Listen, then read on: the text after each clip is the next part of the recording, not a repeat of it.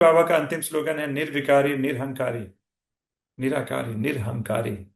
क्योंकि जैसे जैसे हम आध्यात्मिकता में ऊपर उठते जाते हैं, हमारा ईगो भी सूक्ष्म सूक्ष्म होते रहता है। जब तक शरीर है तब तक कुछ कामनाएं भी होंगी और सूक्ष्म अभिमान भी होगा। चाहे कोई भी हो, बाहर से हम हर्ट नहीं होना चाहते हैं, लेकिन हमारा चेहरे का फोकस फ्यूज हो गया।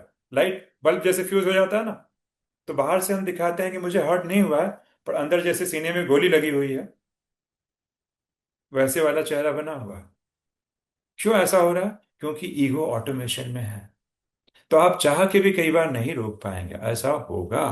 और जैसे जैसे सूक्ष्म वासनाएं, देहाभिमान कम होते जाएगा, हम आध्यात्मिकता के उस शिखर पे पहुंचेंगे, तो आप पाएंगे कि धीरे धीरे अभिमान भी समाप्त होते जाएगा। कोई आपका सच में भी अपमान कर देगा, आपको कुछ भी फर्क नहीं पड़ेगा, क्योंकि आपको मालूम है आप कौन है। आपका स्वाभिमान इतना श्रेष्ठ होगा, आप अपने इतने स्वाभिमान में होंगे कि कोई सच में आपका अपमान करे तो आपको मालूम पड़ेगा हु आर यू। राजा को मालूम है कि मैं राजा हूं, प्रजा उन्हें आईना दिखाने की कोशिश ना करे।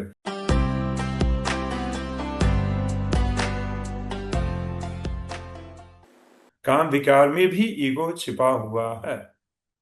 क्रोध में तो है ही। देखो, मेरी जीत हो गई, वो गलत था, मैंने उसको दिखा दिया मैं क्या हूं। Temporary victory. कई लोगों की पर्सनैलिटी होती है, वो दूसरों की बहुत निंदा करता है।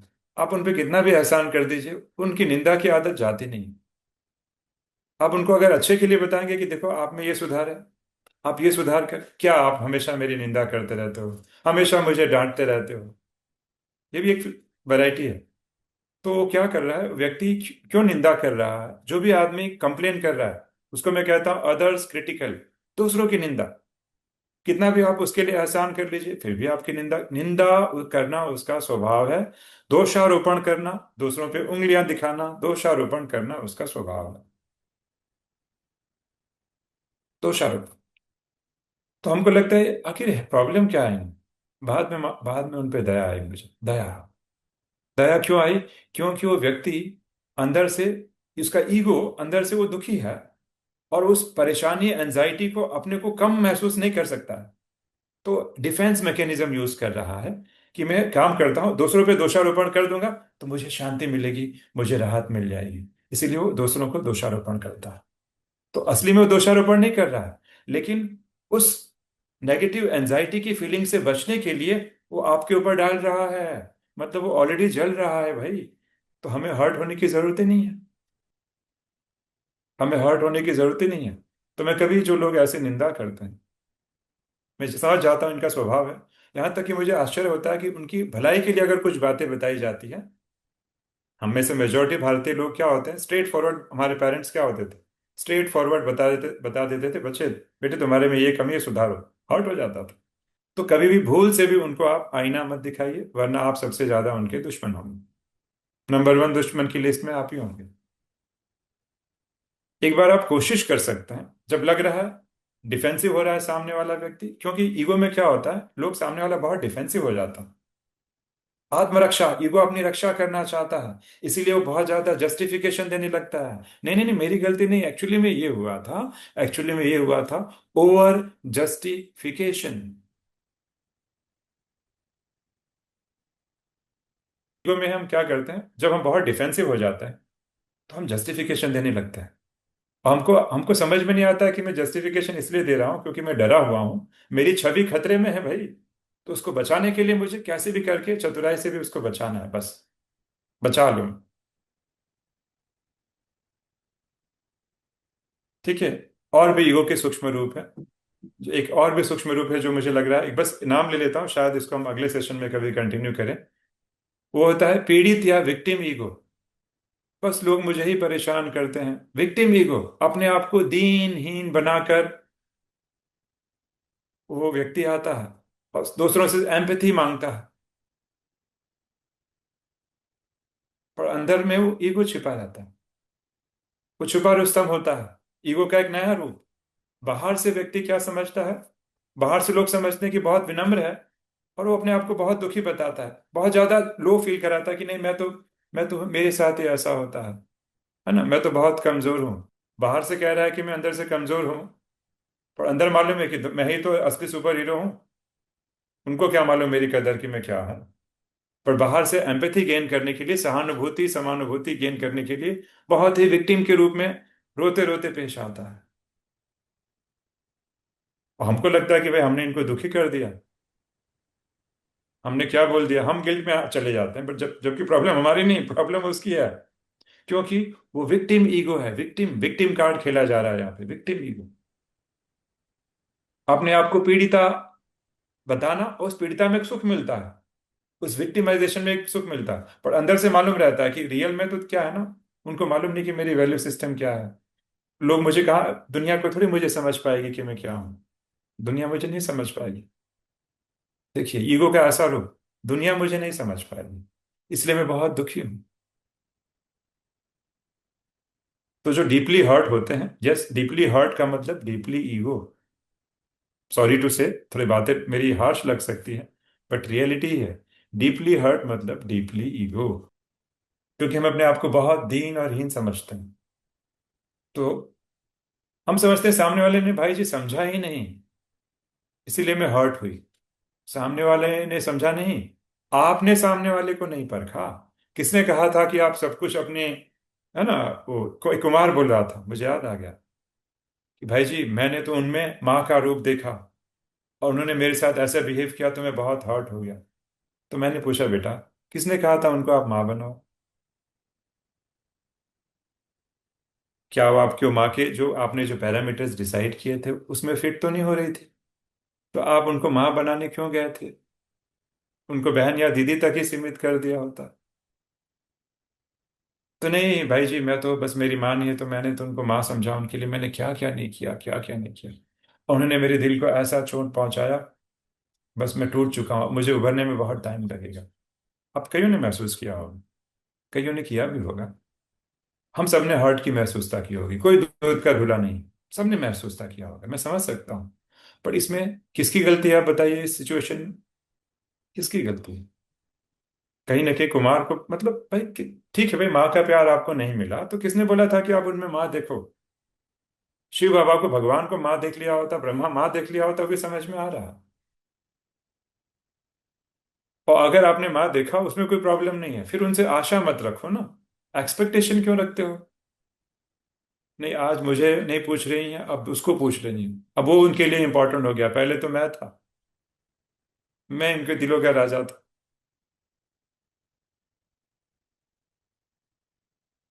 पहले तो मैं इनके दिलों का राजा था।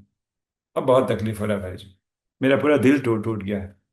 और मैं इतना असंतुष्ट हूँ, अब मैं पूरी दुनिया में ढिंढोरा पीटूंगा कि देखो इन्होंने क्या किया था। अब वो गेम चालू हो गया, निंदा वाला, क्रिटिसिज्म वाला गेम चालू हो गया। तो ये हमने कुछ कुछ लक्षण जो है देखें, ये अपने आप में एक बहुत बड़ा विषय है, बहुत ही सूक्ष्म विषय है। अगर हो सकता है हम ईगो पर विजय प्राप्त कर लें, जब तक देह भान है, देह अभिमान है, सूक्ष्म वासनाएं हैं, तब तक हमें हर्ट भी होता रहेगा और अभिमान भी कायम रहेगा।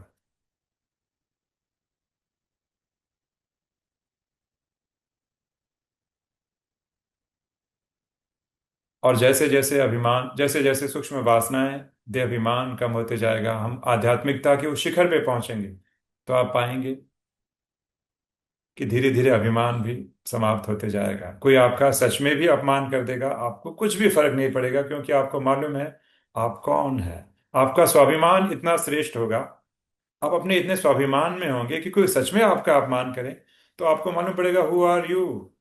राजा को मालूम है कि मैं राजा हूं, प्रजा उन्हें आईना दिखाने की कोशिश ना करे, राजा अंदर से समझ रहा है कि मैं कौन हूं। स्वाभिमान, ये ईगो नहीं हुआ, इस स्वाभिमान की वो अवस्था हुई कि सामने वाले पे आपको रहम आएगा, क्योंकि आपको मालूम है कि सामने आप इतने उस ऊंचाई तक पहुंच गए हो। और जितने भी बड़े विनम्र लोग होते हैं उनको कुछ फर्क नहीं पड़ता। आपने देखा होगा, चाहे बड़े बड़े धर्म पिताएं हों, बड़े बड़े लोग हों, आपने देखा होगा उनको कोई विशेष फर्क नहीं पड़ता। आके उनको, ब्रह्मा बाबा, ब्रह्मा बाबा को लोगों ने गालियां दी, पवित्रता की धारणा के कारण जब सिंध में संघर्ष हुआ, हमारे जान पहचान के लोग, उनके सामने हमारा इंसल्ट होता है ना, उस समय हमारी परख होती है कि हमारी आध्यात्मिक अवस्था कहाँ तक पहुंची है। अकेले में कोई कुछ बोल दे अलग बात है। दादी प्रकाश मणि के सामने ब्रह्मा बाबा हैं, और कोई उनको बुला रहा है वहां का डिस्ट्रिक्ट कलेक्टर, अब भली बुरी गालियां सुना रहा हूँ। सोचिए वो पराकाष्ठ। अब बाबा फिर भी शांत चित्त, कोई चेहरे के भाव में परिवर्तन। और दादी उनको हाथ पकड़ के वहां से ले गए, प्रकाश मणि दादी। मैं कराची की मैं बात बता रहा हूँ आपको, हैदराबाद की बात बता रहा हूँ मैं आपको। लंबी, आपने शायद सुना भी होगा अनुभव में, मैं एलोबरेट नहीं करना चाहता। है ना, कृष्ण का यादगार है ना, कितनी 100 गालियां। कौन था वो?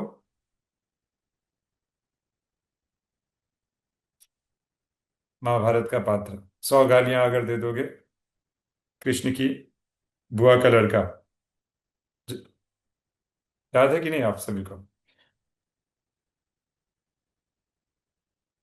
शिशुपाल, करेक्ट। तो दादी ने अपना अनुभव सुनाया था, और फिर भी ब्रह्मा बाबा के शब्द क्या है? कोई बात नहीं बच्ची, कोई बात नहीं। निंदा हमारी जो करे, मित्र हमारा सोए। सोचने वाली बात है, वाह। निंदा हमारी जो करे, मित्र हमारा सोए। ऐसे भाव। और इल्जाम कोई छोटे मोटे नहीं लगाए जा रहे, इल्जाम तो चरित्र पे लगाया जा रहा है, कैरेक्टर। सोचिए, ब्रह्मा बाबा के चरित्र के ऊपर। और बाबा पवित्रता के लिए, नारी शक्ति के लिए लगे हुए हैं। पवित्रता की, क्यों भाई, जब नर पुरुष सन्यासी बन सकता है तो माताएं बहनें पवित्रता की धारणा क्यों नहीं कर सकती? समाज में एक बहुत बड़ी क्रांति, अद्भुत क्रांति। और ब्रह्मा के चेहरे पे कोई फर्क नहीं पड़ रहा, एकदम निश्चिंत। हमारे यहाँ, हमारे साथ क्या होता है, हमारे बिल्डिंग में, सोसाइटी में दो लोगों के सामने कोई पड़ोसी हमें हमसे कुछ बोल देता है, वो चुभन इतनी गहरी होती है, हम भूलते नहीं। जब तक वो ट्रिगर को देखते हैं, अगली बार शक्ल देखते हैं, पूरी हमारी कमेंट्री चालू हो जाती है। कमेंट्री क्या, थॉट्स, फीलिंग, बिहेवियर, इमोशन सब स्टार्ट हो जाता है। तो ये बहुत गहरा विषय है, इसको बदलने में टाइम लगेगा। तो इस पे हमें, आज का पूरा विषय जो था, ईगो एनालिसिस, इसको हम कैसे आइडेंटिफाई करें, अभी इस पे कैसे काम करना है, क्या क्या युक्तियां अपनानी है, आप उसके ऊपर थोड़ा और भी गहराई से, अभी मैं सॉल्यूशन नहीं दूंगा, आप इसके ऊपर चिंतन करें। अगर आप प्रश्न कुछ पूछना चाहें तो पूछ सकते हैं।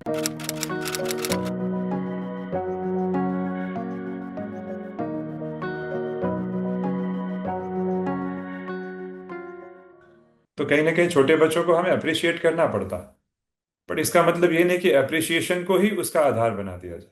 आप समझ रहे हैं ना, कई बार क्या होता है, देखिए बाबा मुरली में, देखिए सूक्ष्म ईगो तो हम सब में भरा है। आप देखिए, जब बाबा अव्यक्त बाप दादा जब भी मुरली चालू करते हैं, स्टार्टिंग का पहला पैराग्राफ क्या होता है?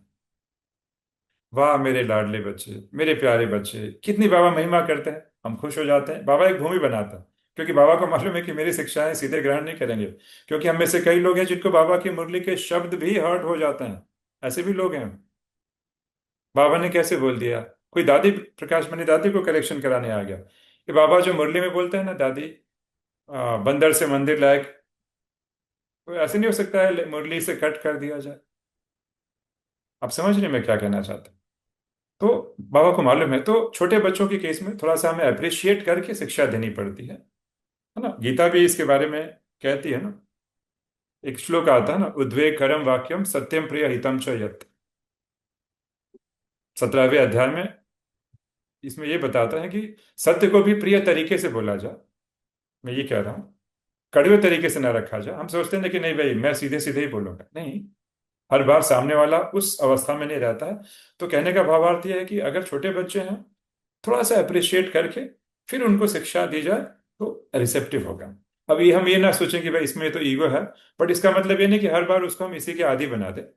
एक बार जब बच्चा समझ जाता है ना कि मम्मी को मेरे से बहुत प्यार है, तो देखिए आप बच्चे को डांटेंगे भी ना, तभी भी बच्चा बुरा नहीं मानेगा, क्योंकि अंदर से उसको मालूम है मम्मी को मेरे से बहुत प्यार है। ठीक है, एक तो ये है। और दूसरा किसी ने लिखा कि भाई जी अगर एक सॉल्यूशन बता सके तो बहुत अच्छा, उसमें एक सॉल्यूशन मैं बता देता हूँ। ईगो से बचने का सबसे पहला एक सॉल्यूशन है साक्षी दृष्टा। ईगो को गड़बड़ करते हुए रंगे हाथों पकड़ना। साक्षी दृष्टा की आपकी प्रैक्टिस यहाँ पे काम में आएगी। पहला अवेयरनेस,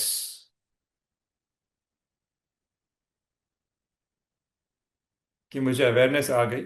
यस, ये मैं क्या कर रहा हूँ, ये मैं ज्यादा डिफेंसिव क्यों हो रहा हूँ? मैं ज्यादा जस्टिफाई करने की कोशिश क्यों कर रहा हूँ? या जो मैं अगर कार से उतर रहा हूं तो मुझे अंदर से खुशी क्यों हो रही? या किसी ने मुझे कहा कि आज तो आपने जो साड़ी जो है ना बहुत अच्छे आपकी साड़ी या जो मेकअप आपने जो किया है ना, बहुत आप में अच्छा सूट हो रहा है, या शर्ट और टाई जो आपने पहना ना बहुत अच्छा सूट हो रहा है। तो मैं बार बार आईने में जाके 2 से 3 बार अपने आप को क्यों देख रही हूँ?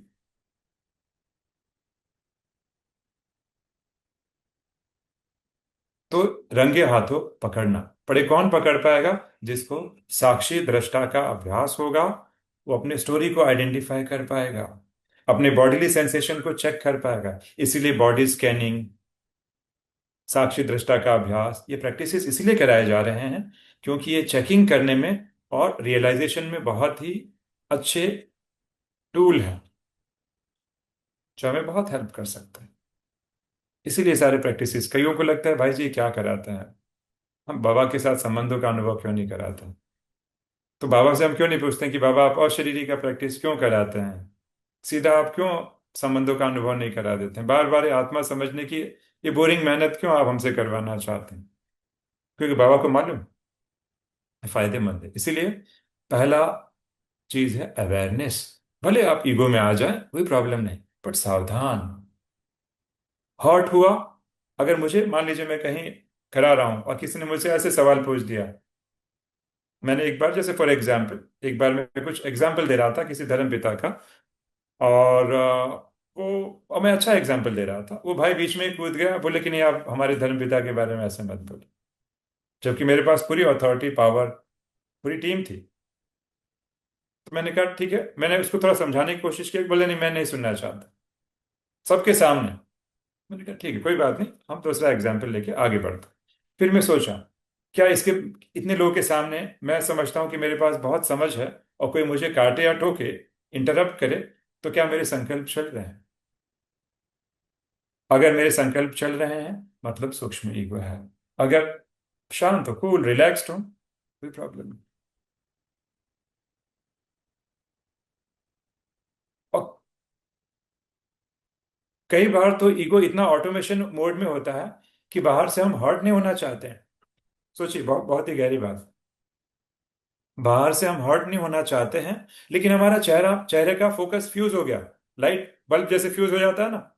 तो बाहर से हम दिखाते हैं कि मुझे हर्ट नहीं हुआ है, पर अंदर जैसे सीने में गोली लगी हुई है, वैसे वाला चेहरा बना हुआ है। क्यों ऐसा हो रहा है? क्योंकि ईगो ऑटोमेशन में है। तो आप चाह के भी कई बार नहीं रोक पाएंगे, ऐसा होगा। प्रॉब्लम वो नहीं है कि मैं नहीं रोक पाया, अच्छी चीज ये है कि मैं परख पाया कि हाँ मुझे हर्ट हो रहा है, मतलब मुझे इस पे काम करना है। और जिस दिन मैं काम करूंगा, कोई कुछ भी बोले फर्क ही नहीं पड़ेगा, इतना मतलब बाबा में मेरे पे नाज करें, मेरे संकल्प स्टॉप होंगे, स्टोरी स्टॉप। तो पहला स्टेप अवेयरनेस, ये है ईगो का एक सॉल्यूशन।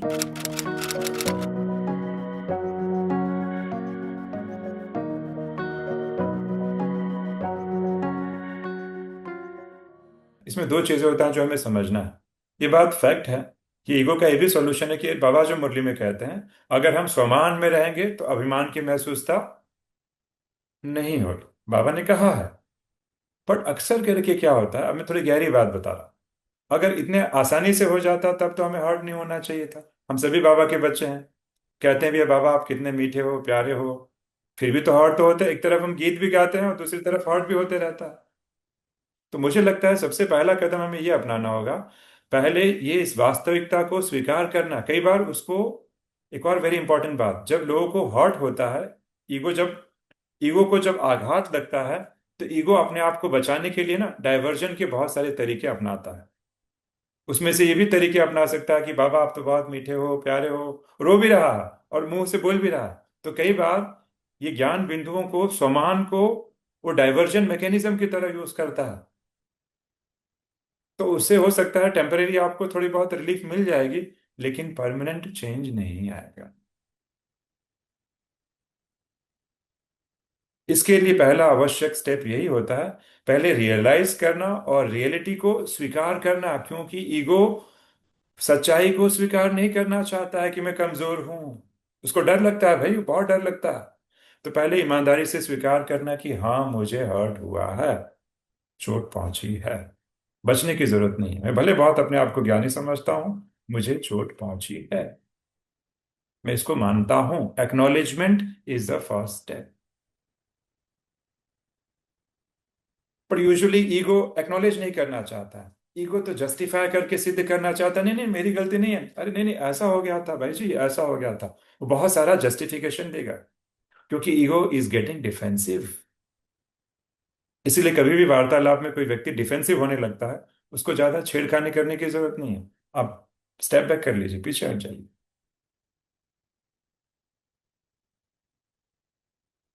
तो मैंने देखा है, मेरा मेरा मेरा अनुभव क्या था, अगर मेरे से पूछे तो मैं ये कहूंगा, मैं ये सच में ये कहूंगा कि ईगो अलग अलग लेवल पे ऑपरेट हो रहा है। एक कॉन्शियस, दूसरा ऑटोमेशन लेवल पे। तो कॉन्शियस लेवल पे बिल्कुल हमें प्रयास करना है, बट हमारी पराकाष्ठा तब होगी जब हम उस ऑटोमेशन को भी पकड़ लेंगे। और वो तो बहुत ऊंची अवस्था है, निराकारी निर्विकारी निरंकारी। सोचिए ब्रह्मा बाबा संपूर्णता के इतने वर्ष, 33 ईयर्स, कितने साल बाबा को लग गया। और फिर भी बाबा का अंतिम स्लोगन है निर्विकारी निरहंकारी, निराकारी निरहंकारी। क्योंकि जैसे जैसे हम आध्यात्मिकता में ऊपर उठते जाते हैं, हमारा ईगो भी सूक्ष्मते सूक्ष्म सूक्ष्मते सूक्ष्म होते रहता है। जब तक शरीर है तब तक कुछ कामनाएं भी होंगी और सूक्ष्म अभिमान भी होगा, चाहे कोई भी हो, कोई भी हो। तो इतना आसान नहीं है। ये आपने जो बातें बताई बहुत अच्छी बात है, और सच में ये युक्तियां काम करेंगी जो आप बता रहे हैं। बट कब काम करेगी, उसके पहले ये स्टेप्स कुछ फॉलो करने होंगे, तब वो बहुत बड़ी बात है। इसलिए बाबा मुरली में कहते हैं, जहां स्वाभिमान होगा वहां क्या होगा, अभिमान है ना, वहां अभिमान की महसूसता, अपमान की महसूसता नहीं आएगी। पर कहना बड़ा आसान है। तो क्यों ना हम डायरी में जाके चेक करें कि सच में मुझे हर्ट हुआ कि नहीं हुआ, मुझे कितना, ईमानदारी के साथ। पर हम ईमानदार नहीं होते। हम अपना लॉजिक बता के भगवान के सामने बताने में भी ईमानदारी नहीं। कहते बाबा क्या करना, थोड़ा हर्ट हो गया। अब जब बाबा वो ऐसे बोलेगा तो हर्ट होगा ही ना बाबा। क्या करें बाबा, दुनिया बहुत खराब है। किसको हम धोखा दे रहे हैं भाई, किसको ठग रहे हैं, भगवान को कि स्वयं को। तो ईगो पर विजय प्राप्त करने के लिए पहले तो खुद के साथ सच्चाई सफाई चाहिए, क्लीन एंड क्लियर। जो दादी जानकी का भी हमने बनाया ना, केवल दादी जानकी के गाने और उनकी स्तुति की बात नहीं है। दादी ने जो जीवन में अपनाया, क्लीन एंड क्लियर, अपने साथ ईमानदार। दादी का एक बहुत अच्छा गुण था, दादी जानकी का। स्मृति हमने तो मना लिया, दादी का दिन मना लिया। पर ये जीवन में दादी से एक चीज तो हम वैल्यू अपने जीवन में लाए, बहुत फर्क पड़ेगा। तो बड़ा तकलीफ होता है, बड़ा तकलीफ होता है सच्चाई को स्वीकार करने में। पर वो तकलीफ अच्छी है। ये तकलीफ, ये कष्ट बहुत अच्छा है। चलिए, मुझे बहुत अच्छा लगा। मैं समझ, काफी लोग जुड़े हैं। मैं, मुझे लग रहा था कि बहुत लंबा गैप हो गया, क्योंकि भट्टियां चल रही थी, कंटिन्यूसली भट्टियां चल रही थी, और भी बहुत सारे प्रोग्राम चल रहे थे। और अभी भी इतने लोग उमंग से जुड़े हैं, तो एक खुशी की बात है। खुशी की बात इसलिए नहीं है कि बहुत से लोग जुड़े हैं मैं खुश हो रहा हूँ, मुझे खुशी ये हो रही है कि इतने लोग सच में स्वयं पे काम करना चाहते हैं, सच में स्वयं को बदलना चाहते हैं। एक चाह है उनकी, और जहाँ चाह वहाँ राह। तो बाबा की मदद भी बिल्कुल मिलेगी। हो सकता है मेरी बातें कुछ डायरेक्ट हो लगी हो, तो कृपया उसको ऐसे कंसिडर आप ना करें। लेकिन ये हमारी भलाई के लिए ही है ना। और फिर भी ईगो नहीं जा रहा, तो मैं हमेशा एक बात याद रखता हूँ, हम जो भी हैं, जैसे भी हैं, जितना भी हमारे अंदर ईगो, आखिर हमको चुना किसने है? भगवान ने चुना है ना। जो भी है जैसे हैं भगवान के हैं। तो आज नहीं तो कल वो तो सुधार आएगा ही ना। तो अपने आप को इन्फीरियोरिटी या लो फील करने की जरूरत नहीं, कितनी भी कड़ी बीमारी हो, बाबा हमारे साथ हैं। भगवान ने हमें चुना है ना। ओम शांति।